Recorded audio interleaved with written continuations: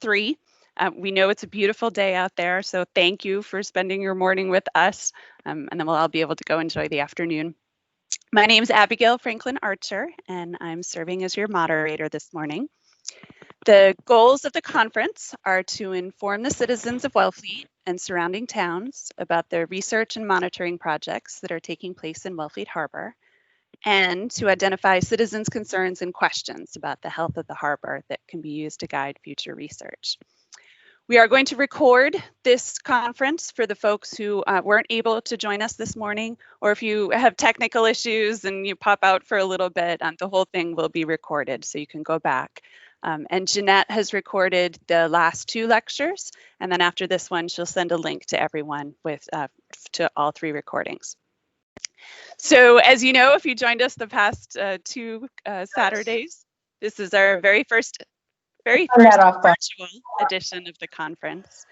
And we're using the platform Microsoft Teams. And this is going to be a review for the folks that have been here the past 2 Saturdays. But I think it's important, and especially for anyone new who's joining us. So first, please keep your microphone turned off, also known as muted. We know that one of the fun things about the conference is a chance to talk to people, but with 150 people signed up this morning, we're going to have to use our typing skills rather than our speaking skills to be in contact with each other. So I'm going to tell you where to find it. On the top or bottom of your screen, you'll see a long rectangle or a bar that has a whole bunch of cartoon-looking icons, and one looks like a microphone, one looks like a camera, and another looks like a speech bubble from newspaper comics. So find the microphone and then make sure there's a little line across it. If you don't see the line across it, click it, and then you'll be muted. And if you're muted now, you shouldn't have to touch that icon again. Guideline number 2 is please keep your videos off. That'll help us with internet bandwidth. So it's on that same bar with the cartoon icons. Look for the one that looks like a home video camera circa 1980s, and then make sure there's a line across it. And then the most important thing is how to ask questions. So we're going to be doing that via typing this morning. So again, look at that long rectangle and find the one that looks like a speech bubble from the newspaper comics. So it's a little rectangle with little lines in it. And if you hover your mouse over it, you should see the words show conversation that might or might not show up. So click on that icon and you should see a new window appear on the side of the screen that says meeting chat. And there you'll see whatever messages people on the call type in. And then at the bottom, there's a little rectangle below that says type your message. So let's practice. So if you've got your chat box open, please type into the chat box your favorite way to eat Wellfleet oysters. Personally, mine is I like the petite ones, raw, half shell with a little bit of mignonette sauce. So as we're listening to the speakers, and if you have a question, type it into the chat box as soon as it pops into your head. And as your moderator, I'll be gathering all these questions, and then I'll read them to the speaker at the end of the presentation. Oh, we got some little neck lovers. Great. All right, keep them coming, but it looks like chat is working. All right, so you should be, not quite yet, but you should be able to see the slides from the speakers when they speak, and those will show the photographs and the figures just like we were in person. You may not see the speaker speaking, depending on the setup of your computer. If you can't see them, that's okay.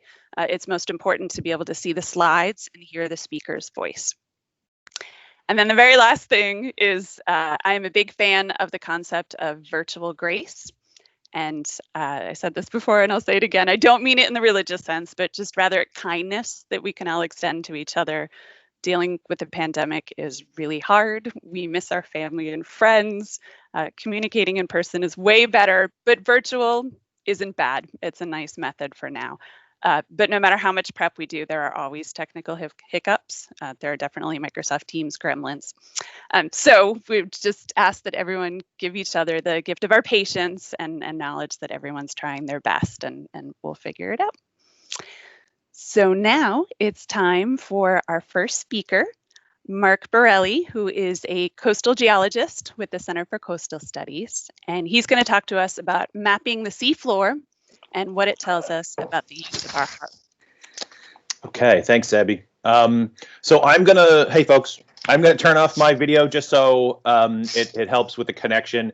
So I'm going to turn it off. I'll turn it back on when we get to the question and answer period. So I'm going to, let's see, turn on my, let's see, turn on, where do I turn on? Close share screen. Boy, we did this yesterday and I already forgot. So no technical hiccups. Let's see. Where? Okay. You have plenty of time. So there should be share tray. So on yep, share content, share tray, yep. Share. Oh my goodness. It says share content on mine, and so it's a rectangle with a little arrow in it. Yeah, I don't share background, show meeting details, show device settings. Am I allowed to share my? Because I don't see the option that was there yesterday. Like, can everybody share there? Because sometimes in Zoom you have to be like a co-host or something. Sorry, I say nope. That's okay. You've got powers. You've got the same powers as yesterday, Mark. Try. I can. Try just the. I want to make sure you're looking in the right place. Hold on. I think I got it. All right, let's see. Nope, looks like it's working. Yes. All right. Yep. And then if you just put it in presentation mode, and then we'll be able to see. Yep. Now, Addie, can you see my mouse if I do this? Yes, I can. Okay, good. All right. Sorry, folks. Yeah, so we're off to a Zoom and start. Okay. So now I've given a bunch of talks at the State of the Wellfleet Harbor conference in the past, and I think Abby's right. It's better virtual than nothing. There's still a lot going on, and there's still, even though COVID is happening, things that are happening to the harbor, things that are happening to us, things that are happening to nature and climate change don't stop just because we do. So I think these are important meetings and conferences to have, and I'm glad to be a part of it. But I do miss the chowder. So, all right, but let's go. So first I want to talk about why map, right? Why map in general? Why seafloor mapping? Why map anything? Then I'm going to talk a little bit about examples of seafloor mapping in general, so everybody's sort of on the same page. Talk about the past work we've done in the Wellfleet Harbor and also what we're thinking about doing in the future. And then, of course, we'll have the questions. But why map, right? This is a question we get all the time, especially with seafloor mapping. It's important to understand that it's really hard to map something, to manage something if you don't have a map of it, right? Most everybody here, and this is where I would ask people to raise their hands, most everybody here walks trails in Wellfleet, right? They know 3 or 4 trails really, really well. And if you were going to have some friends visit, you really couldn't tell them where to go or how to get there, or unless you had a map. You might know it really, really well, and you have a map in your head. But it's really, really hard to tell people where to go. So you would share a map with them, right? And it has to be the right map for the right job.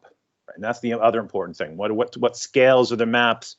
Again, you're walking down those trails. You know when a new tree has fallen across a path because you walked it all the time, right? You know it really well. You know when these mushrooms are starting to grow. You know when this bird song is changing or starting or ending. So you know all these things. You have these maps in your head. But for us, for scientists, we need to have a standard language, a common language of maps.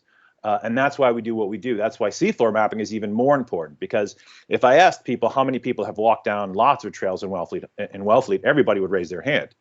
If I asked people, everybody in this virtual room, how many people know the seafloor of Wellfleet Harbor, even though you've been living here all your lives and you come here every summer? Well, people don't really know the seafloor that well. They don't know what's down there. They might do some scuba diving, they might do some snorkeling, some swimming, but you don't really know until you have a map. So that's why we're really focused on making the right kind of map. So I want to show you a map of the town of Wellfleet, just to give you an idea of what we're talking about. So here's beautiful Wellfleet with Wellfleet Lake right to the south of it, and oh no, that's Wellfleet, Nebraska, right? So there is actually a Wellfleet in the state of Nebraska. That's not the right map. It's a map of the town of Wellfleet, but it's not the right map. It's not going to help us, right? We need this map if we're going to do anything in Wellfleet. We need the right map to do the right job. And if we don't have the right map, we're already way, way behind, right? So this is what we want to talk about. And because we're talking about seafloor mapping, I want to talk about really quick a little bit about bathymetry and side scan. Those are the two primary data sets we're going to be talking about today. And bathymetry is just underwater topography, right? It's what the harbor would look like if we drained all the water out of it. Now, side scan sonar is sort of a picture of the bottom, but we take a picture using sound instead of light. Now, these two data sets used to be collected with 2 different instruments, and at the Center for Coastal Studies, where I'm the director of the seafloor mapping program, we have a sonar that captures both data sets at the same time, which is really useful. especially in shallow water. So here we have, this is side scan sonar from an area right out of Sassuat Harbor, actually, and there's some lobster pots. You see a couple lobster pots here, and this line right here is the line connecting it. And just the amount of sound that bounces off the seafloor and comes back to the sonar gives us a picture of the bottom here. Right now, this is just an artifact of the mapping, so that's not real. But this is, right? So this less sound comes back to us here, more sound comes back to us here. And what we do is we have the bathymetry, and the warmer colors are higher, right? So shallower water, and the darker, deeper colors or the colder colors are deeper. So this is a little bed form. It's what's a crest. It's a higher area right here. We know this because we have the bathymetry and the side scan. Now, for this particular project, we sent a diver down to collect sediment samples. And the difference between this area and this area is the difference between coarse grained sand and fine grained sand. So this sonar is very, very sensitive to changes, very sensitive to different bottom types. And we would only know this by sending a diver down and getting samples. And we did that for this project. This is a project to retrieve marine debris. And this was all marine debris here because we went out and mapped these things when lobster pots can't be in the water, right? So just to give you another example here, you got a little rocky outcrop off the Sassuat. Again, another lobster pot trawl. You get that line, and this is that 1-inch line that ties these things together. So it's a very sensitive instrument. You can even see it in the bathymetry here, right? So that's side scan and bathymetry. And just one more, we're actually picking up the bathymetry, the line, the bathymetry. That's 1 inch high, 1-inch line you can see in the bathymetry. That's pretty good, right? It's a very sensitive instrument. Okay. And what the fishermen say is if you don't go, you don't know, right? You never know what you're going to find until you map it. So I'm going to give you an example of this. We were off doing a project in Provincetown, right? We're going to look at the bathymetry for this area here. Very, very deep water. The whites are about 150 feet, and the blue here is very close to shore. It's about 5 to 10 feet. And we're going to be looking at it from this angle. So here we have, this is the bathymetry, and I'm going to move this up to the top of the slide here, and I'm going to draw a profile right here with the software that we have. So this is that profile here. This is a mound at the bottom of this little cliff here, the sea cliff here, underwater, right? This is all underwater. And it's about 15 meters, 45 feet high. And we didn't expect to find this, right? So what we did was we noticed this in the bathymetry, and there's a little trough here.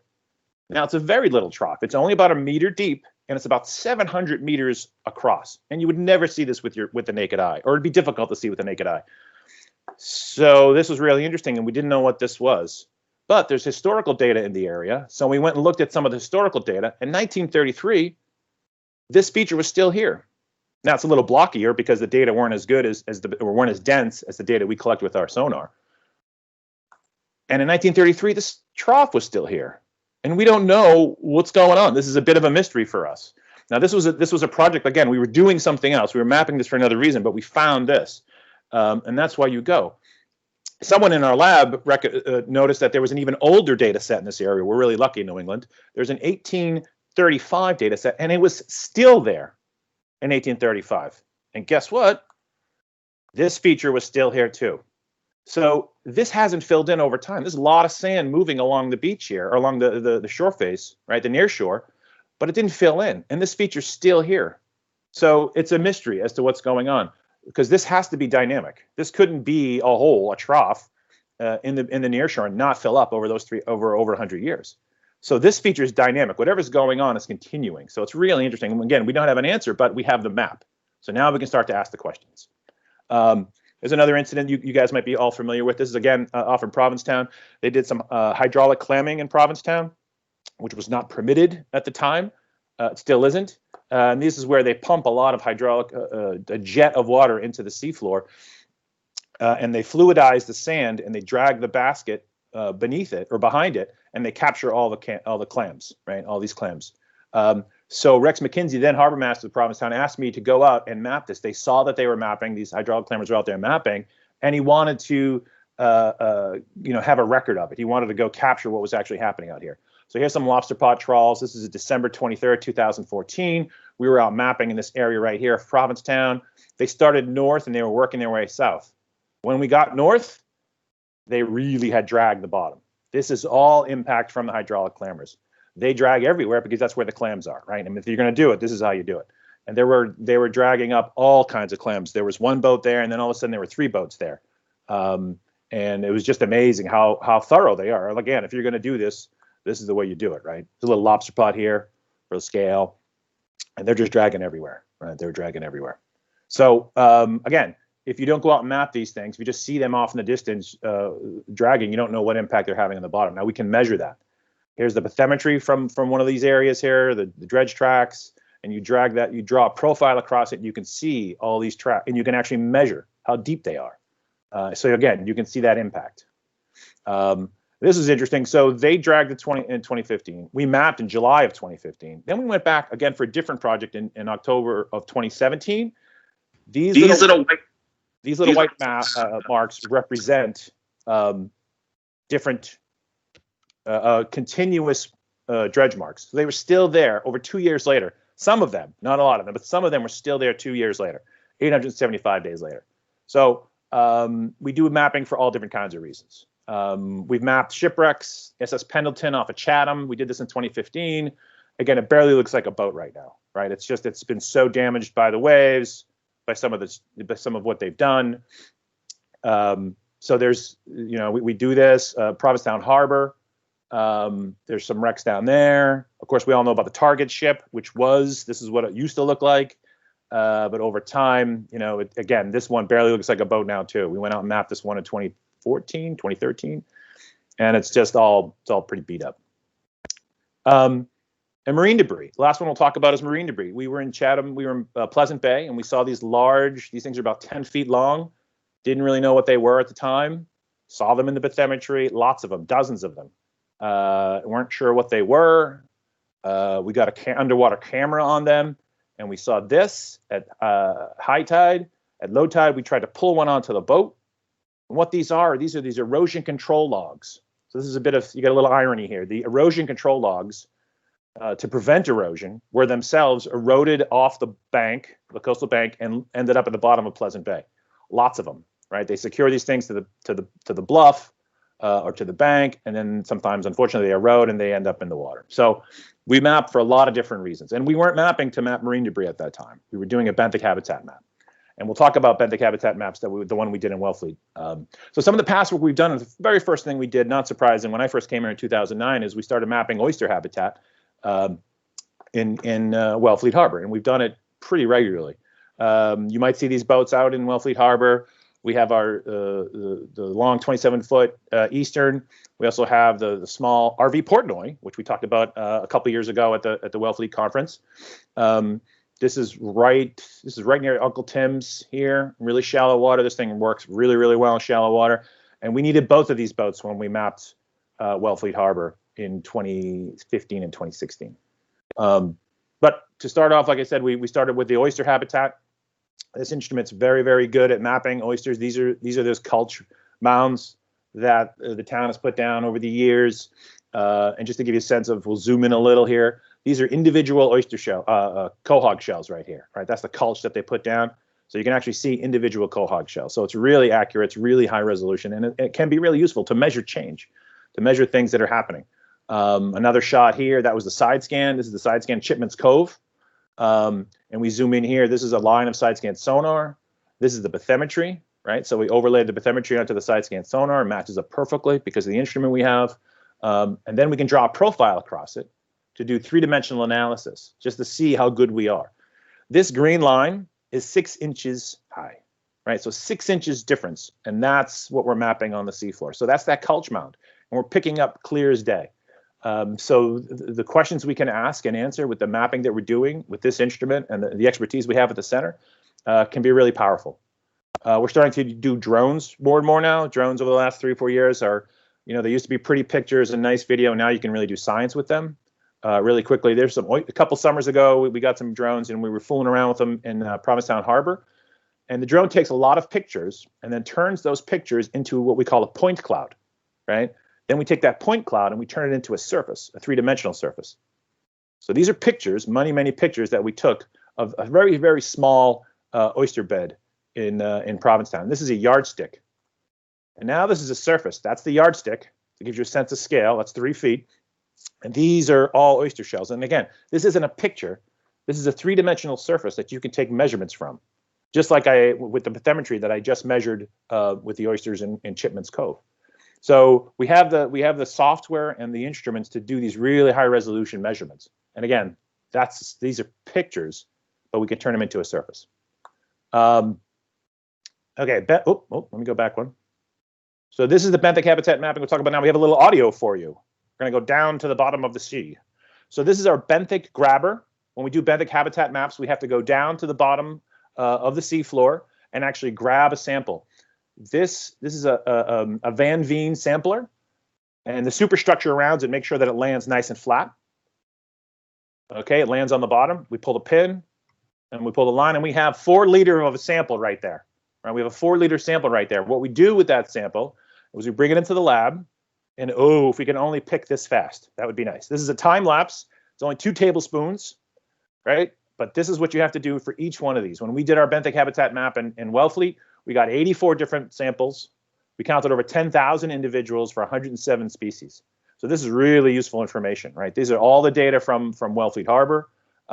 These are the biggest ones by species. We got worms, gastropods, and we got, of course, a lot of mollusks, a lot of little gemma. And these things are these things are literally the size of sands. And with that, you can do abundance and biodiversity. So all these locations, 28 locations throughout the harbor and outside the harbor, we can go back now and revisit these locations to look at change, to see how the harbor has changed. We can look at how ocean acidification is doing. All these things, having these baseline data are really, really important. And that's what's really at the heart of a lot of what we do for maps. A map is a snapshot in time, and that is its strength and its weakness, right? It is just a snapshot in time, but now we have it. We have it for Wellfleet Harbor for 2014 or 2015, 2016. We have that snapshot in time. And we have these wonderful data sets for the benthic habitat mapping we've done. We've mapped grain size and side scan sonar, bathymetry. We have all the statistical analysis we did with all these invertebrates, these macroinvertebrates that we grab off the bottom and count. And then we have these nice biotope maps, so we can see how it changes through time. You guys might recognize this. This is we're in Herring River here, but we're on a boat. This is that little pontoon boat. Yes, you can get a boat up dike, but it's very, very difficult. Would not recommend it. But we did some mapping in here too. This was Friends of Herring River supported us to actually develop this really shallow water draft pontoon boat for 2 people. And we got all the way up. We went all the way up to high toss, basically. Went up as far as we could. And this thing was literally built to work in shallow places like the Herring River, up dike. And this is just a shot that it means a lot to people in the business. And I'll show you really quick. So this is one side scan sonar swath. This black here just means that this is the raw data. It hasn't been stitched together yet, and we will do that. But we just recently published a paper in the peer-reviewed literature, and we use this image because it's so amazing. In 8 to 20 inches of water, right? So the sonar was 8 to 20 inches above the seafloor. We got an 80-foot swath. We mapped 80 feet in the Herring River with one pass of this boat because the boat works so well and the sonar works so well. We had underwater video at the time, so we got nice beds of widgeon grass here. We got these algal beds that are really interesting. And again, we can measure change now because all of this data, these are maps, right? This is acoustic data, but each pixel has a latitude and longitude associated with it. So we can go back to the same exact location and measure change, right? And again, this is your widgeon grass here. This is the top of the widgeon grass, obviously, right? We're not shooting through it because the sound bounces off the top. But what you have is we have bathymetry, right? So this is the bathymetry from that similar area. I'll look at it in a little more detail here. Again, that one swath, 30 feet for the bathymetry, 80 feet for the side scan. And we're looking at this area. That's the vegetation right in here. This is all the vegetation. It's a little higher. You see the difference here. And 5 feet of difference in an area where you're mapping is really crazy. I mean, it's really, really built for shallow water. And most people don't want to go in the shallow water because it takes so long. But it works really well, the system that we have. Again, more vegetation. There's those deep channels. This is the 5 feet. So this is really shallow. The safety precautions on the pontoon boat are when you're working in here, if you fall off the boat, stand up. That's about it. You just got to stand up because we're never in that deep of water out here. I'm kidding. So this is when we talk about what's going on now, the latest stuff that we're doing. This is data that we're doing with the Friends of Herring River and the National Park Service. And we're doing it to get some pre-baseline data for the dike when they open up the dike, if and when they open up the dike, right? So this is side scan sonar for the area. And what we're doing now is you're taking the bathymetry and the drone. We're creating seamless onshore, offshore maps to look at change, because the bathymetry is only going to map the near shore. It's not going to get all the way up onto the beach. So this is the side scan sonar for the area. This is the bathymetry, right? This is, oh, I'm sorry, this is the surface. Some of this is, so what we do is we overlay the side scan, and what you're seeing, the colors outside of the side scan, is what the drone captured. Okay, so the side scan is what the boat captured, and the everything else is what the drone captured, right? All in here, that's all drone. That's all drone. Obviously, the road is the drone. All of this is the drone. But I wanted this. But now we can turn it into a seamless surface, right? So that's a seamless surface, which is really, really nice. It's really powerful. It's really useful. And then we can go back and repeat these surveys. So the last thing I'm going to show you today is this little video, right? The video is going to start here and it's going to go all the way here. And this is of the bathymetry. So there's the pier, the edge of the pier right here, right? And we're going to fly through this. You can see there's the oyster gear on the bottom here. We're picking up oyster gear here. This is the bathymetry, and we're focused on the bathymetry here. So there's a lot of what we call vertical exaggeration, so we can show you the details. So that's why the land looks like this, because we just sort of stretched it out vertically. But this is really nice data. You can see the tidal channels in here. Old Saw is just off of here. You can't see it. Don't want to get too close to Old Saw. But you got really, really nice bathymetry in here. This is all drone, right? The salt marsh right around here is the drone. Nice channels. So this thing maps those channels really, really well. And again, that's the drone right there. So all the salt marsh has been mapped, so we can measure change in salt marsh too. And you don't really map salt marsh with an acoustic instrument. So the drone did a great job at that at low tide. So the boat goes at high tide, and the drone goes at low tide. And there you are, right up to here, right up to the dike. You can see the road right here. So there's a lot of things we can do with the seafloor mapping. There's a lot of questions you can answer with seafloor mapping. That's all I have. I want to stick to my 20 minutes, and I am happy to, I don't know if we're doing questions now, Abby, or if we're doing questions later. We are. We're going to do a few questions now, and then folks can ask questions later too if they pop into their heads later. That was amazing, Mark. There was so much cool equipment and amazing imagery. So there's a bunch of questions coming in. Excellent. So I'm going to ask them out of order a little bit. So don't worry, I will get out to all your questions. Okay. How long did it take to do the drone mapping of that little oyster bed? It's beautiful really data, but is it efficient to gather it on any sort of scale? It's on scale. So that was a little tiny oyster bed, but the drone can go really, really fast. So the drone work we did in Wellfleet Harbor, all the way from the pier, all the way to the gut, takes about 2 days. Right, two low tides, I should say, not 2 days, 2 low tides. So it's really pretty quick. It's really fast. The drone data puts the boat to shame. For the bathymetry, it took us 4 or 5 days. The drone works really, really quickly. What you saw in that Provincetown Harbor area, a couple hours. It took a couple hours to collect because it's such a small area, and then it probably took maybe a day to process. So we can do a little less than a day, but we can do a lot with the drone. It's amazing how fast that technology has changed. What is the limit on the water column depth for getting that drone data? Oh, our drone doesn't really go through the water. The science now is just starting to look at trying to get the drone to look through the water. And there's another added, detail there. And it's a little trickier. And we're going to start actually fooling around with that next summer. It would have been this summer, but it didn't happen. So all the drone data you see is taken at low tide, right? So that's low tide data when it's dry. Our drone and drones are now just starting to get through the water column. So I think in a year or two, we'll be doing the same thing. But right now, our drones don't do that. Okay, thank you. Could the same results be generated by LiDAR data in shallow water? Oh, of course. Yeah, LiDAR is really good at doing bathymetry. But so one of the best LiDAR data sets I've ever seen really was the Army Corps of Engineers did LiDAR data set in 2010 for most of Cape Cod, and they did most of New England shoreline. But what's funny is it's optical, right? So if there's any kind of turbidity in the water column, it doesn't work.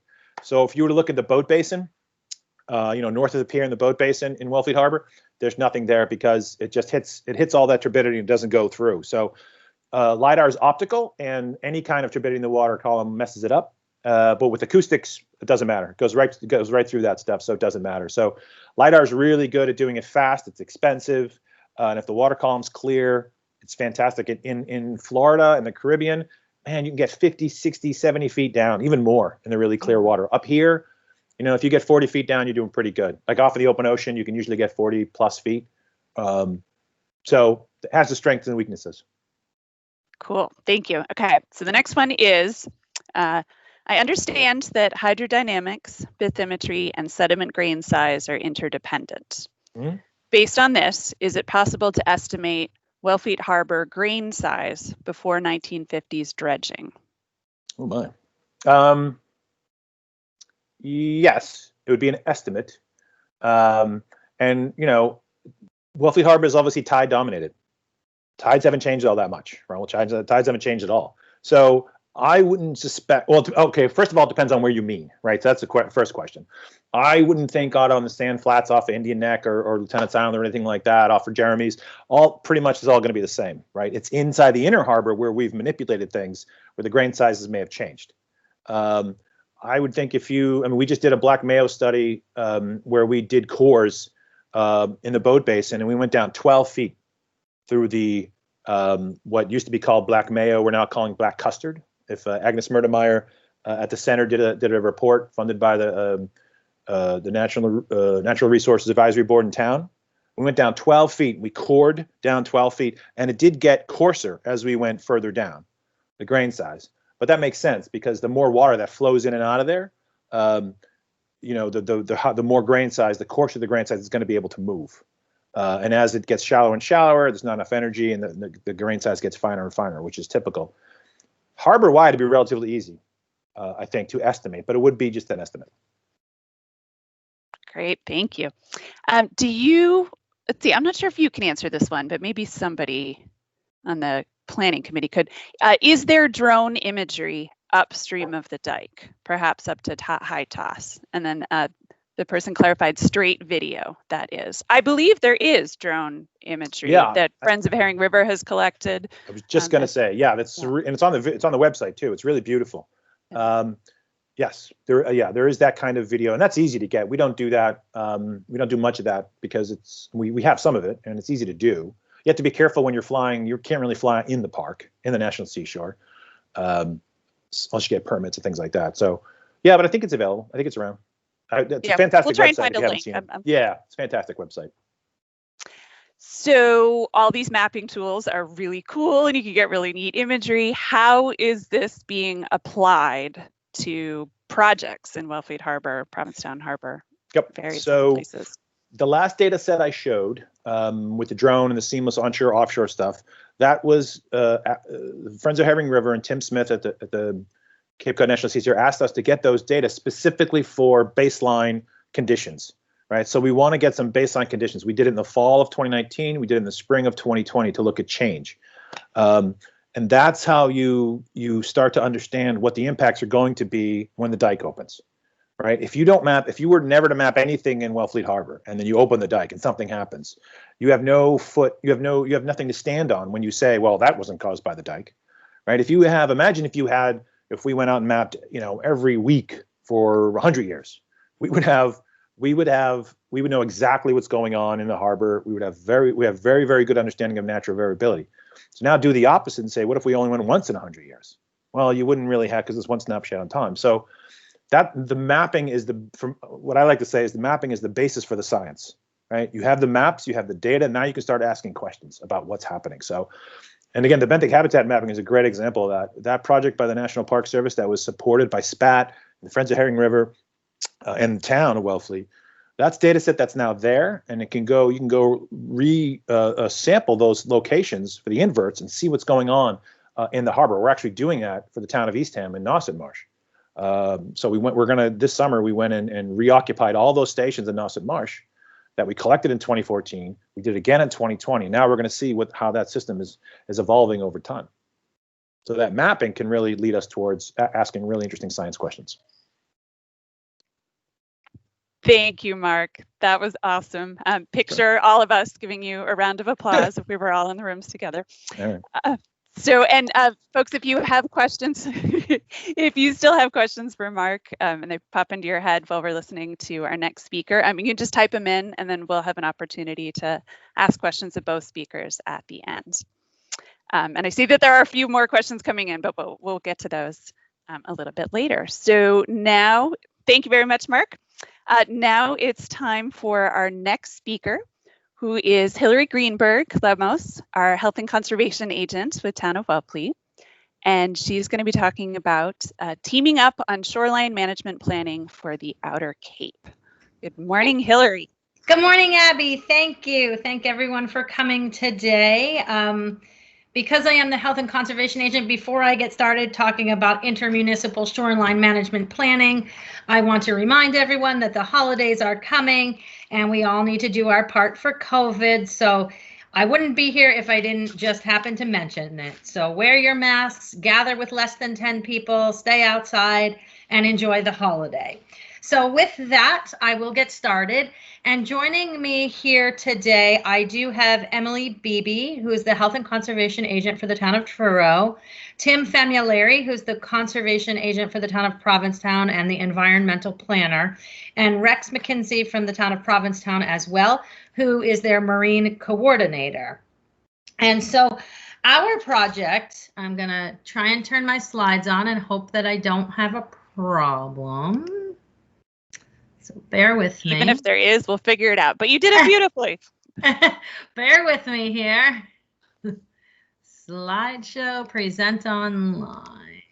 Yeah, did it better than I did, Hillary. Good job. Well, no, I'm still hung up here, right? So yeah, you don't need to do present online, I don't think. No, okay.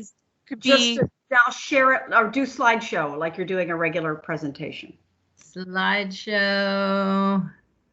From the beginning. Way on the left. From beginning. Okay, here we go, right? Everybody can see that?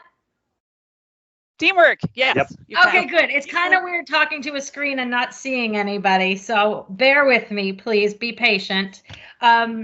I've told my team members to just chime in whenever they want. They're sitting somewhere else, so it may seem awkward, but I'm hoping they'll just jump in if I get rambling or they can clarify some things. So And they just need to unmute themselves, just a reminder, because everybody's muted but you. perfect. So they're perfectly capable of doing that. So our project, Increasing Coastal Resiliency Through Intermunicipal Shoreline Management, was done in partnership with the 4 Outer Cape towns, so Eastham, Truro, Provincetown, and Wellfleet. And we actually began talking about these concepts back in 2017. We had a small group of us that were meeting, trying to get sort of regional health and conservation off the ground, because we recognized that our region is special and our relationships were strong, and we felt like we could do more as a team than we could do independently, and also understanding that our shorelines function independent of town boundaries. So we came together, we worked pretty hard, and we came up with a grant application to CZM, and Steve McKenna was integral in helping us get this project going as well. And we were funded for a phase 1 project. Intermunicipal Shoreline Management Planning was the title. We worked with the Provincetown Center for Coastal Studies, and you can see them all there. Mark Borrelli, Rich Delaney, Sam, Tom, and Steve Magoo helped us along, met with us monthly, talk to us all the time. A matter of fact, I think all of these folks became my family as we moved through COVID together, as we talked more than I actually talked to my family members on some days. So this is a really important project. We're really excited about it. And we received funding in the amount of $153,000 from Coastal Zone Management to get the project underway. And so the goal was to maximize the resiliency of the Cape Cod Bay shores of all of the Outer Cape towns through the application of consistent and complementary shoreline management strategies. Now, that's a mouthful, and I understand that. So what we wanted to do was see if there was a way for us all to work together to manage the shoreline independent of these town boundaries. So we had to look at regulations, we had to look at the resource areas, and the way we sort of describe this is this intermunicipal shoreline management plan. And this, of course, is one of the first efforts in the Commonwealth where folks were working on a regional level to implement such a program. So I think that's why it was probably of interest for funding. And of course, you know, my colleagues and I feel strongly that regional work is one way to get more done. Let's see here. So here you can see we have the 4 towns. This was our goal, to come up with this intermunicipal shoreline management plan, understanding that each town sort of deals with shoreline change. We all have different management considerations, and we all deal with sediment transport because the coastline is so dynamic. And then, of course, some similarities are the tide range, the shoreline processes, and the flooding hazards. So while we understand that each town is unique and different, there are so many similarities amongst us that it makes sense to work on this together. And we wanted to be able to focus on ways to facilitate and promote sort of management techniques so that folks applying for projects or doing work in one town would also be familiar with what was going on in our neighboring towns. So our planning area, which I'll get to a slide on that, consists of the 128 square miles of Cape Cod Bay and approximately 46 miles of the bay facing shoreline. And it extends from the town line in Eastham at Rock Harbor all the way up to Race Point in Provincetown. And I do want to say that we did acknowledge early on that the Outer Cape, we are so unique, but our experiences are really similar when we're thinking about climate change and its effects. So we know, and we've all identified this, whether it be in our MVP plans, our hazard mitigation plans, that we are seeing more frequent, powerful coastal storms. We are seeing higher storm surges, more flooding, and we're seeing some overburdened stormwater systems. And this is uniform across the Outer Cape. So our project is broken down into multiple phases. We're going to talk about phase 1 today. And phase 1 was focused on gathering baseline conditions of the human uses and alterations in our harbors on our shorelines. So we looked at what kind of structures are there. We looked at dredging information. We looked at beach renourishment. We looked at natural resources. We looked at shoreline change and shoreline change maps, sediment transport, and pathways of sediment transport. We looked at groins. We looked at everything you see when you're sitting out there in a boat and looking at the shoreline. So we had to analyze and compile the data, and created this master database that sits at the Provincetown Center for Coastal Studies at the moment because none of us have the technology to run it or the expertise. So we have also developed a comprehensive framework of resources and processes that didn't include the municipal boundaries, while also looking at the regulations and bylaws that we have in place. So we have a lot of data, and it's been compiled by experts into something that's really amazing that we'll show you. We also, as part of this project, agreed that we needed a memorandum of agreement to move forward into the future. And so we understand that our project is being done in the here and now, but to actually have effects and to be able to implement it, we need agreement and buy-in from all 4 towns going into the future. So we worked pretty diligently to get a memorandum of agreement. And this is no small feat during COVID either, because we needed all 4 towns to sign the agreement. So we had one document with all of the signatures of the selectmen from the 4 towns. So we gave presentations at the various Board of Selectmen's meetings in all of the towns that are participating, and we sent the document off to Town Council to review. And we do have back one memorandum of agreement with all the signatures, and all of the towns are committed to working into the future to implement this regional shoreline management plan that's mutually beneficial to all of the communities. So that being said, you know, going back to the data and analysis, we did have different management approaches that we had to look at too, because we acknowledge that the towns are different and the way that we're currently managing is a little bit different. So looking at all of those things and assuring that the selectmen, that all we really want to do in this phase 1 is show our commitment to look at this and our commitment to work together in the future to be able to manage our shoreline regionally. So we also took time to meet with town staff and the public, which I think was very useful to gain their insight and to help us to identify challenges to implementing a plan like this. So we met with police chiefs, fire chiefs, beach administrators, pretty much all of the departments that have a role in managing the shoreline for different activities. So we did glean a lot of interesting information from those folks as well, and the public. So that sort of propelled us into a phase 2, but we'll get to that shortly. So here's just a little more detail on the MOA. It was signed by all of the towns and it's executed. And so that is currently in place as we move forward. And again, our goal is long-term management of our shoreline with the thoughts of resiliency and climate change moving forward. And there are many benefits to this. I know it's sometimes hard. It's hard for me to wrap my mind around that. Gee, it's difficult enough as one town, bring in 3 other towns and try and manage a shoreline.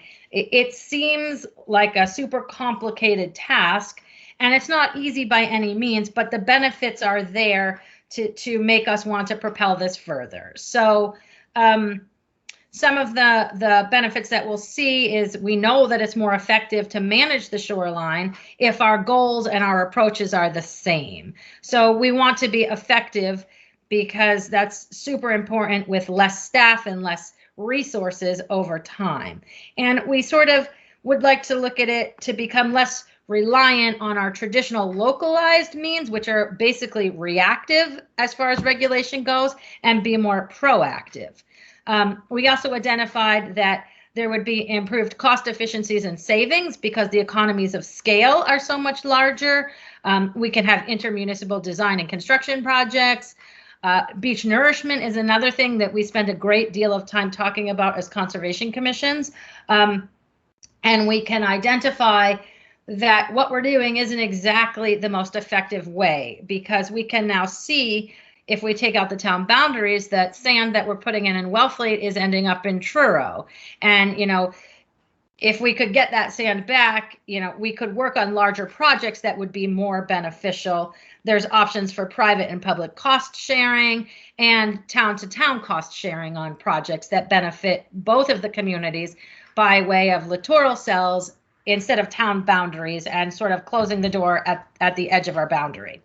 So we also recognize that we have greater leverage when we work together to receive grants. So if more communities are participating, those regional opportunities are faring better than independent ones. So that's a benefit. And being able to work so closely with our colleagues is a great opportunity, because you don't always get to sit in a room and chit chat about what's going on in your community or our community and how can we do this better. So it's a special opportunity, and you know, I'm thrilled to be working with them, and I think the feeling is mutual. We also know that we have increased resiliency in our shoreline when we work together, because we can have uniform performance standards, which are the way folks make their projects applicable to the regulations in place. And if we have common design standards and common condition sets, then sort of everyone is doing the same thing, irregardless of which town they're in. So it makes it easier for the folks to understand what the requirements are if they're the same. And of course, we can have more effective project review processes if all of these things are the same. So if one of us happens to be out, another agent from another town could step in or provide guidance, because it would be so similar. We can have more effective and comprehensive public processes and more participation. And what we found is that when we put our colleagues from all these different departments in the same room to talk about things, we got better, more innovative planning processes going on, because people are actually communicating with their partners in other towns and seeing what's working and what's not working. So there are a lot of benefits to a regional approach. And so we have our 4 towns. This is what it looks like now. And that's our planning area. That's the 128 square miles with the 46 inland These all account for our wetlands. This is interesting because you can just take a look here and see we all have the barrier beaches, we have coastal banks, we have coastal beaches, dunes, salt marsh, and tidal flats. And the resources are the same in all towns with or without the boundaries there. So we have similar jurisdictions under the Wetlands Protection Act. And as far as the resources, they remain the same.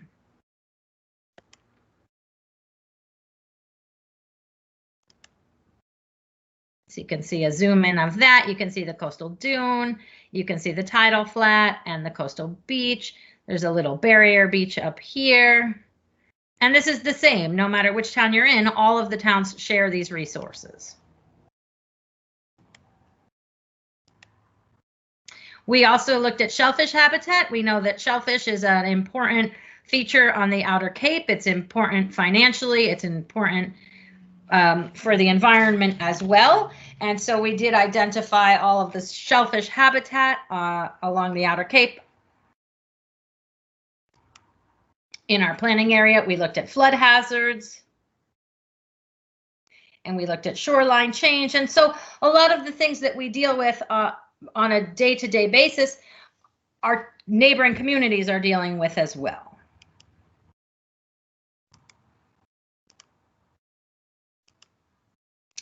This slide is interesting to me, and I'm sure it would be interesting to all of you. As I said, we all spend a great deal of time talking about sediment movement and beach nourishment. We're seeing more projects for coastal engineered structures as the tides are rising and erosion is occurring rapidly on our coastal banks. And so this quick view just shows where we have eroding shorelines, accreting shorelines, we have sediment sinks and sediment sources. And of course, this is just sort of a first glance over at it. And as we move into management, we'll begin to analyze this more and find ways to use what's happening naturally along the shoreline to help us.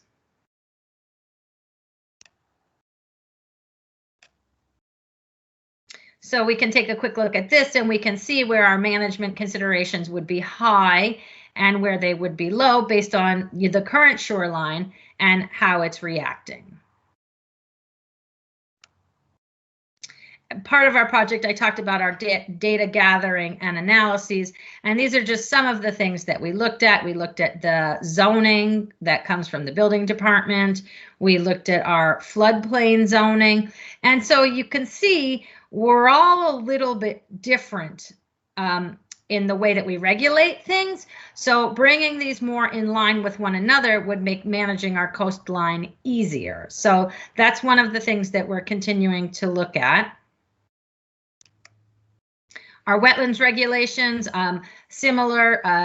A couple of our towns are rather similar and some are a little further afield. So my hope is that someday we can all have the same regulations to work with just to make management easier. On a local level, only applicable to Wellfleet at this moment. We are working on a redraft of our regulations with Horsley Witten to accommodate for sea level rise, climate change, and a lot of the situations that we're going to be facing as we move into the future to have a more resilient set of regulations with which to manage our shoreline. So I've talked a lot about this with my colleagues in the other towns, hoping that our model will serve them as well. So that's another exciting project that's ongoing that I'm not going to talk about today because it's still in the development phase, but just know that we have a new bylaw draft for the Wellfleet Environmental Protection Bylaw, and we're working on regulations that will be associated with that. So this goes to our database, all of these very small font, which I'm sure you're all struggling to see. You don't need to see it, but just know that these are all different data sets that go into this high-powered database that's sitting at Provincetown Center for Coastal Studies, waiting for us to access it and use it to help us manage our shoreline.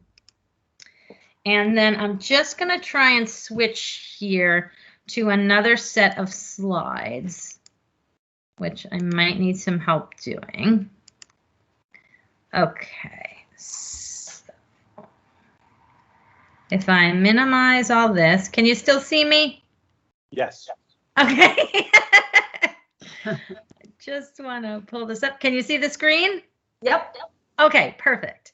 So. But we still see the old PowerPoint. Oh, okay. Let me see. This might be tricky, but I wanted to try and show you. You see me now? No PowerPoint.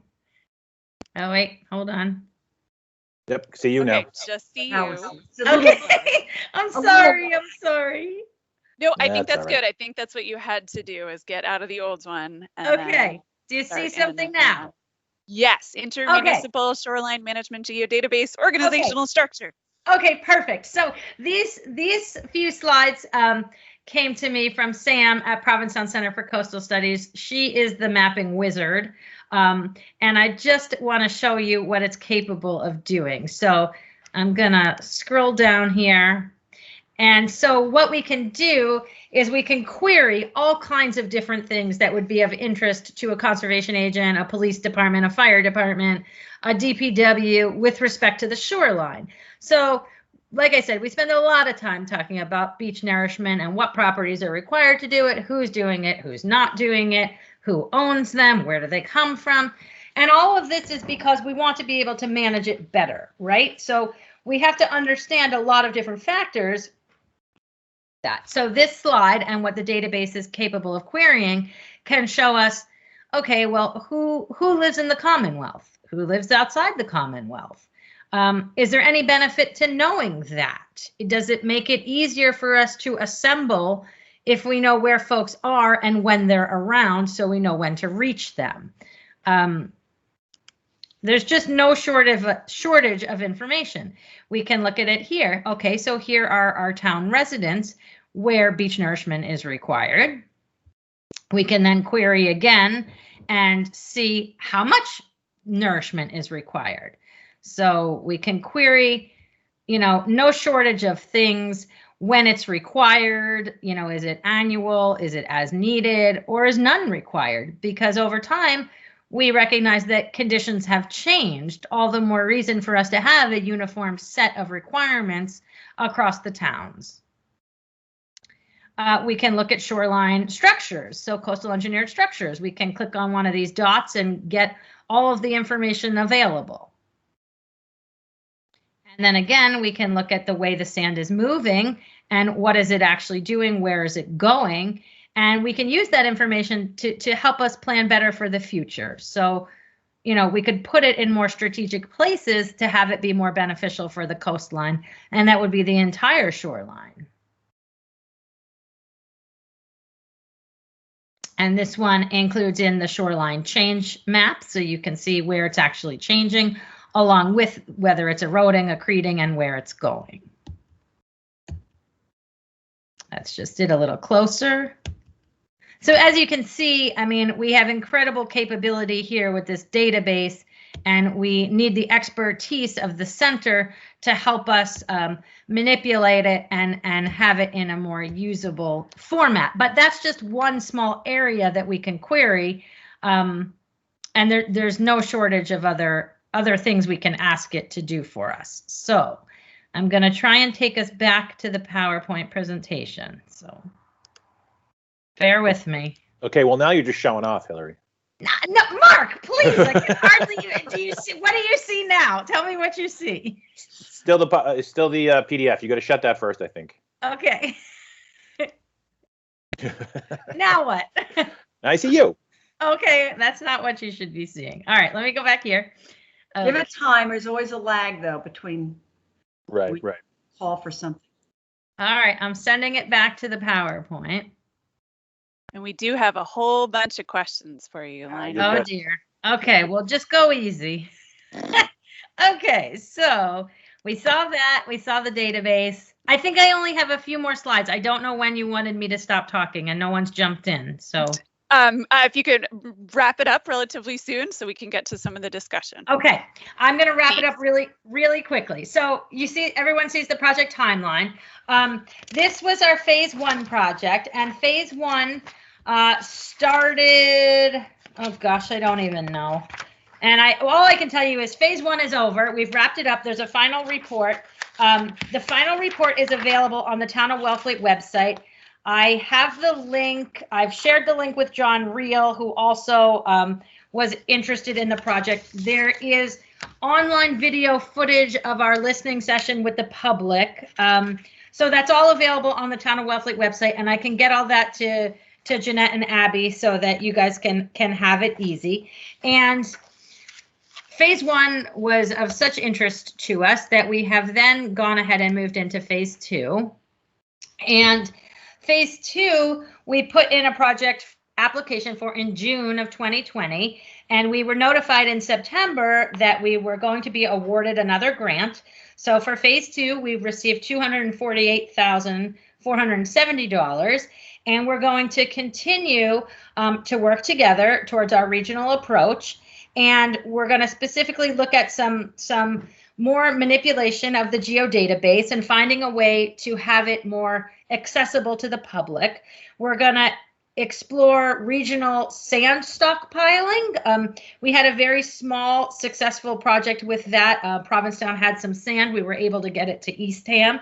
So looking at that on a larger scale, seeing if we can do more with that. We're going to look for parcels that might be suitable for salt marsh migration, because we know that we need to make room for our salt marshes to migrate landward as the conditions continue to change along our coastline.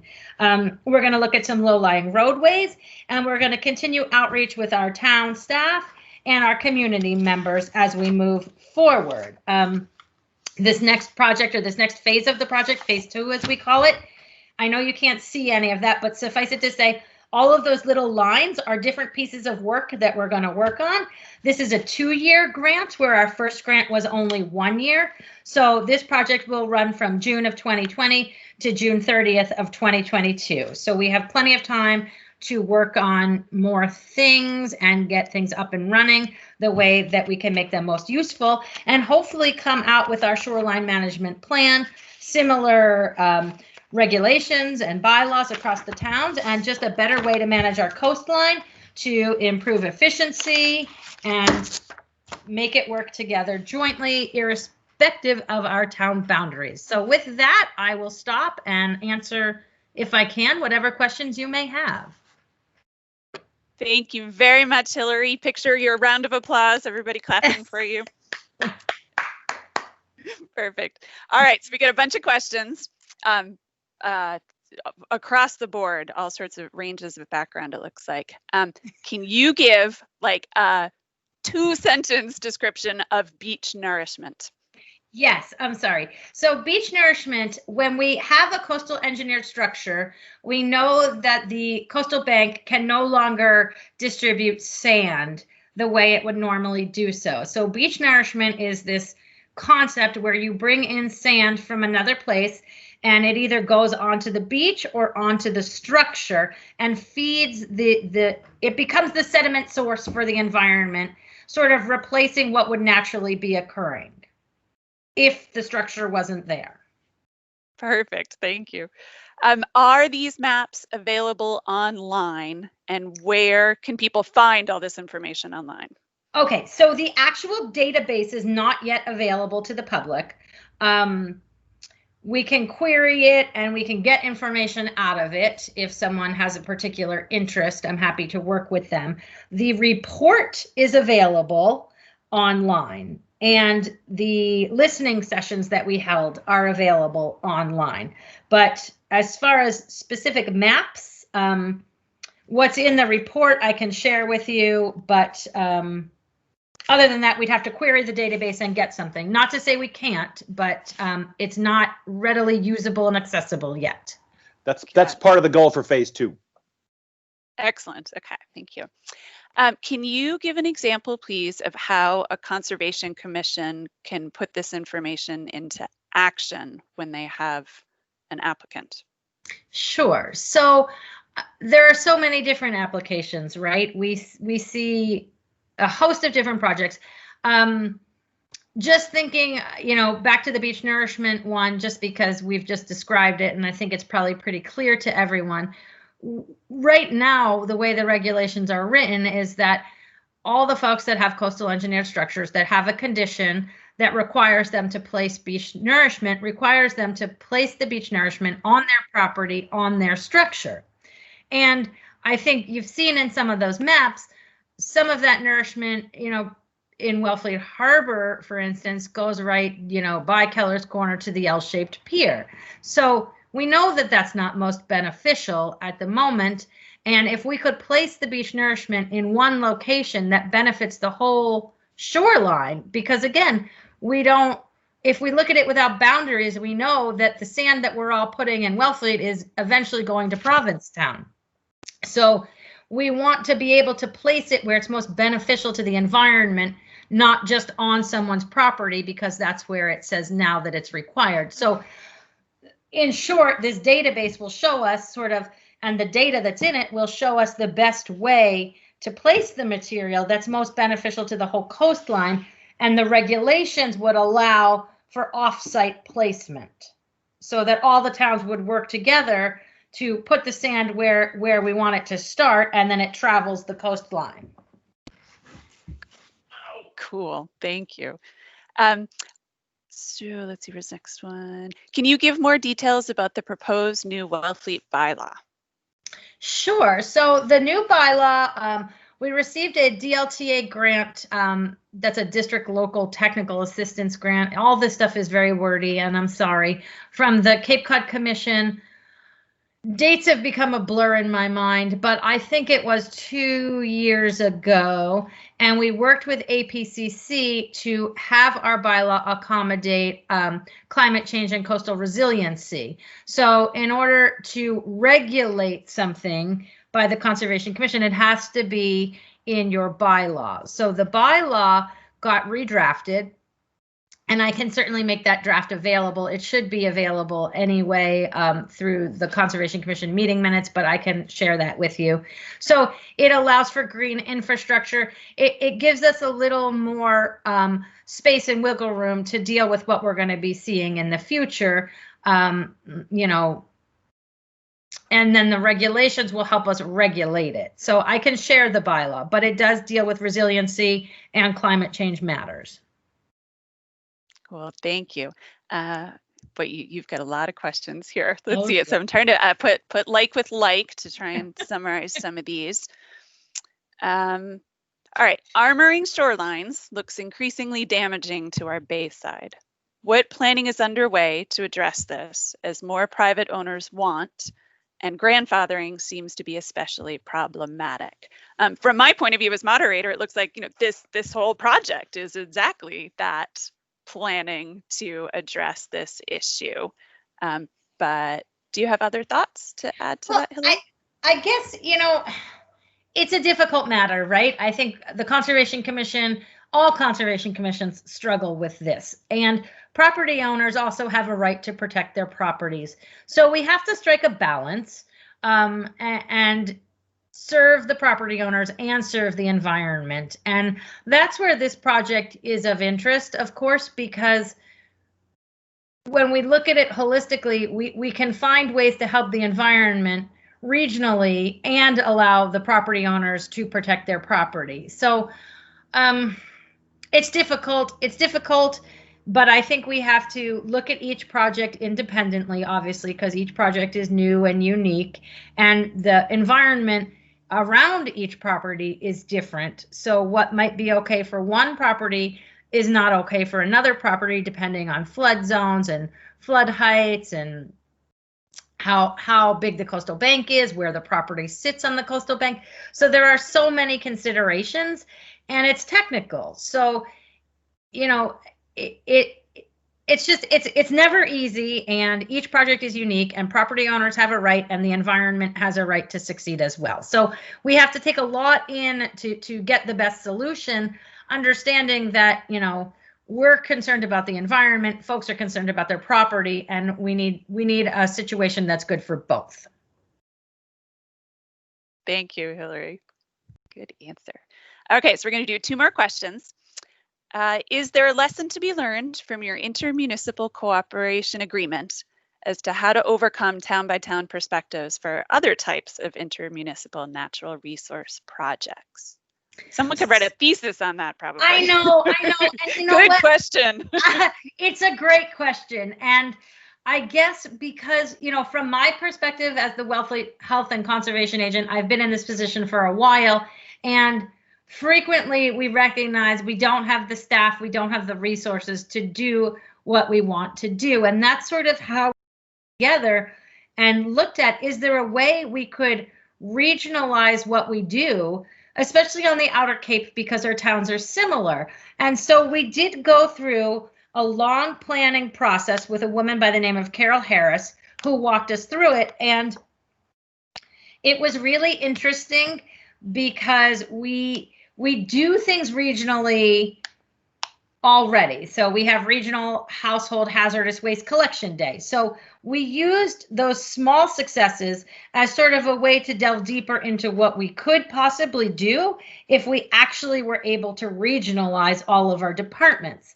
And, it's really, really difficult to wrap your mind around this concept because the day-to-day work doesn't ever continue to come in. And then COVID hit and, our worlds got shifted again into a totally different direction. But while all this other stuff is going on, we still have the day-to-day daily, work that needs to be done by all of the health and conservation departments, on the Outer Cape. And so what we found was that really Wellfleet and Truro are the most similar. And the services we offer are very similar. We recognize that Provincetown is a little bit different in their health department world, where they actually spend more time doing public health outreach and serving the community in that way. And Eastham conservation and health are different as well, because their health agent spends a lot of time on wastewater planning and projects in that arena.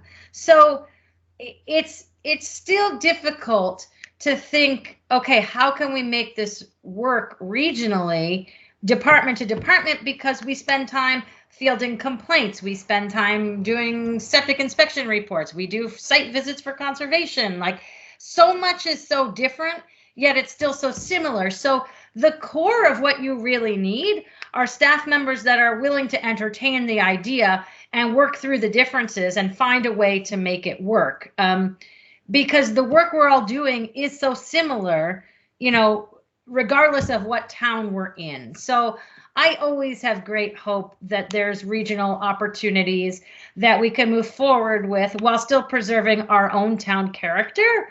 And I know that's important to a lot of people in our communities. They don't want to think like we're giving up who we are to work with other towns. And that's not the case at all, because Wellfleet will always be uniquely Wellfleet, as Truro will always be uniquely Truro. But if we don't start working together, I think we see times are getting tougher, money's getting tighter, we've got cyanobacteria, we've got wastewater, we've got drinking water wells. Like, there are so many things that we're charged with working on. If we don't start doing it together, things are going to drop off and we're going to miss the boat in other avenues. So I'm a big proponent of it. We're really lucky out here where we have great agents on the Outer Cape towns, and it has been really enjoyable. And I honestly don't think I would still be here if it wasn't for them. Like, I'm invested in our projects, they're invested in our projects, and over time we've grown to realize our different strengths and weaknesses, and when we can call on our colleagues to help us and when we can't. So we have a pretty special thing here, and I don't know if it's replicable across the Cape, because I think a lot of it comes down to the staff in place in those positions. So I hope that was a long answer to your question, but it's really important and near and dear to me. Thank you, Hillary. All right, so I think those are all the questions for you. However, there are some other questions that people had that we just won't have time to get to, because they would require a little bit longer answer. But the one about annual nourishment, the current situation, that David asked that question. I recommend reaching out to the Conservation Commission, either Hillary as agent or Deborah Freeman as the chair of the Conservation Commission to ask that question. So Mark, we have a couple of questions for you that are related to Hillary's talk. So perfect, there you are. Can you Explain the reason sand migrates in opposite directions on a map that shows a source position. Excellent question. So yeah, eventually, so in that particular area, if you're talking about that area sort of near Duck Harbor Beach, south, like between Jeremy's, say around right around the gut, let's say the gut, right? So there's what we call a nodal point or null point, and this is where the sediment will go in opposite directions, and this is net sediment transport, right? So it's not like you go out there on any given day and the sand and the waves are going in opposite directions, right? It's not that kind of thing. That'd be weird. No, what happens is in the summertime the waves are coming out of the southwest, so all the sand moves to the north, right? When it's in the summertime. In the wintertime, the waves more or less are coming out of the northwest, right? But the Provincetown Hook shields that area. Right, so there's not as much winter waves, big winter waves, coming from the northwest to affect North Wellfleet and Truro and Provincetown, right? So there's a dominance where all the stuff, the net direction of sediment transport is to the north at that nodal point, what we call the nodal point. It's right around just north of the gut. And then during the winter time, not much sand moves south because those big northwest waves can't get there because of the hook. So that's why there's what we call nodal point. There's a nodal point on the open ocean beach right around East Ham and Orleans, where the sediment changes directions. The net direction of sediment transport changes. So it's very, very common to have these nodal points, but you don't. And that work was done through a CZM grant also to look at generating sediment budgets for the area. So yeah, that's part of the work, and that's a great question. I hope I explained it. Thank you, Mark. And Sure. so Mark and Hillary, there's lots of just comments in the chat saying that this is really important work, that consistent coastline bylaws and rules will be key. And then maybe we can keep going to Orleans and Brewster. And that hope that you'll work with the 4 town land trusts to identify and secure areas that might be appropriate for salt marsh migration as well. Mark? Yeah, I wanted to make one quick comment. When Hillary was talking, somebody asked a question about, how do we do this and keep Hillary's talking about how do we keep our sort of uniqueness in Wellfleet. Remember, we already do a lot of this stuff, right? Mutual aid. If there's a fire in Truro, Wellfleet goes, right? If there's a fire in Wellfleet, Truro comes. And it doesn't change the way we fight fires in Wellfleet. It doesn't change the way we do police work, right? So we're already doing that kind of stuff in some ways. So we just, part of the idea was that let's do this in a way in terms of natural resources. So we don't lose the identity of how we fight fires or fight crime in Wellfleet because we help Truro and vice versa. So there's already a blueprint. Yep. And we have, I have to say this as an employee of Barnstable County, Cape Cod Cooperative Extension, we have a regional structure too that's available to help towns anytime they want to try and take a regional approach to things. So we have staff and departments that can help. And then walk through all those tricky questions about how do you maintain your character while also saving taxpayers money and working in the most effective way possible. So, all right, so many questions, so much excitement about this project. Thank you both. This has been a great discussion. And some of those questions were really hard. Thank you for, sort of essentializing things and explaining things really well. So it is 11:21, so we are going to wrap up. Everyone, please give a round of applause silently in your own homes to Mark and Hillary to thank you for taking the time on a Saturday morning to come and talk to us. Thank you for having us. Yes, thank you. So just a few words of closing. I want to thank the conference steering committee. So we started planning this normally we start in the spring, and of course we had a completely different landscape in front of us and we really weren't sure what to do. And we went through a lot of troubleshooting to try and figure out the right method for keeping the conference going. So thank you everyone for your patience as we tried out this new method. And thanks especially to Jeanette Kerr, who is our conference coordinator, and she has been the woman behind the curtain, making sure that all of this technical stuff works, coordinating with speakers, getting everyone to practice their presentations ahead of time so that we could deliver a smooth as possible conference to everyone. So Jeanette has recorded all of these, and she's going to be sending out links to those so you can share them with friends, family, elected officials who you think might need to see this, so you can ask them more questions. I also, let's see, sorry. So I want to thank Mass Audubon for hosting this on their Microsoft Teams platform.